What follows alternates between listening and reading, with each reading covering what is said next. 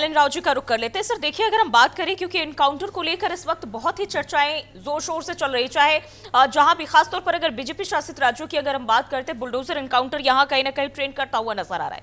लेकिन इससे हटके अगर हम अपराध के लिहाज से देखें, तो क्या अपराध रोकने के लिए ये एनकाउंटर है वो सही तरीका है? जी जूही जी, देखिए मैं आपको बड़ा क्लियर बता दूं, एनकाउंटर का कोई भी कानून की डिक्शनरी में कहीं भी एनकाउंटर का नाम कहीं नहीं होता है।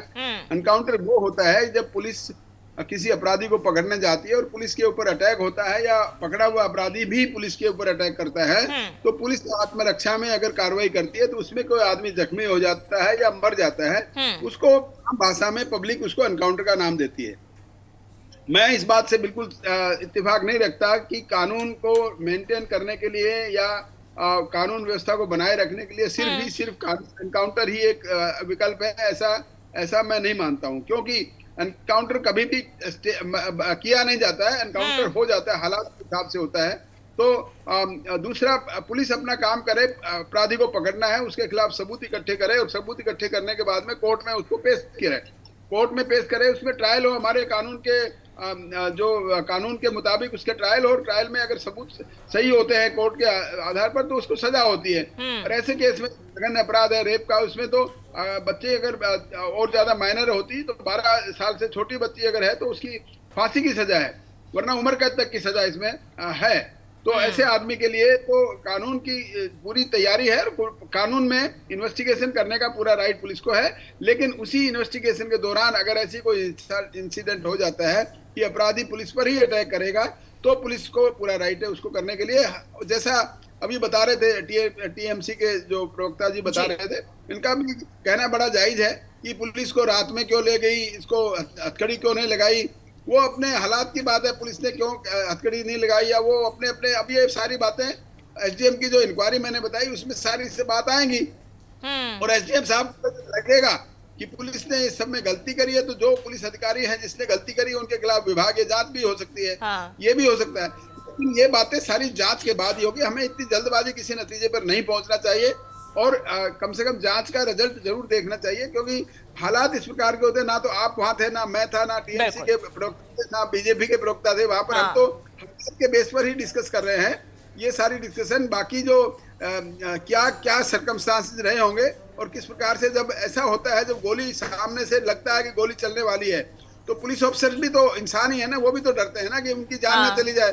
तो इसलिए वो अपना काम, उनको अधिकार भी है, उनको हथियार भी इसीलिए दिया जाता है, कोई उनके ऊपर अटैक करे तो उसको हथियार का इस्तेमाल करें।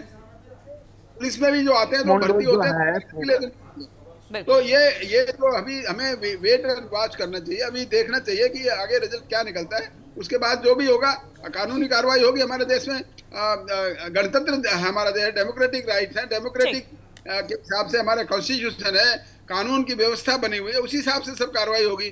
किसी के कहने से या नहीं कहने से नहीं होता है, कि कोई मॉडल नहीं होता कहीं भी।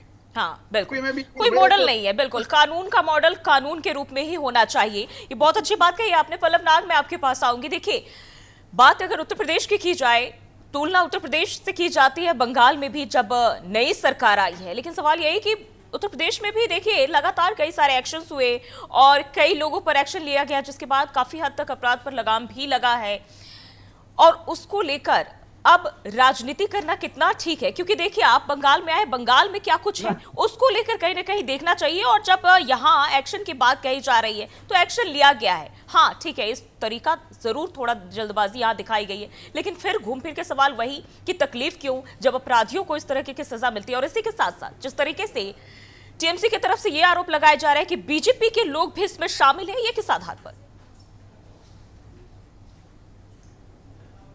पल्लव नाग, देखिए, ये कौन है नहीं है, ये तो बात है, ये हम नहीं बोल सकते। लेकिन जो किया है, ये टीएमसी हो या बीजेपी हो या कांग्रेस हो या सीपीएम हो, जो ही हो, जो किया है कड़ी से कड़ी उसको सजा देना चाहिए, एक बात।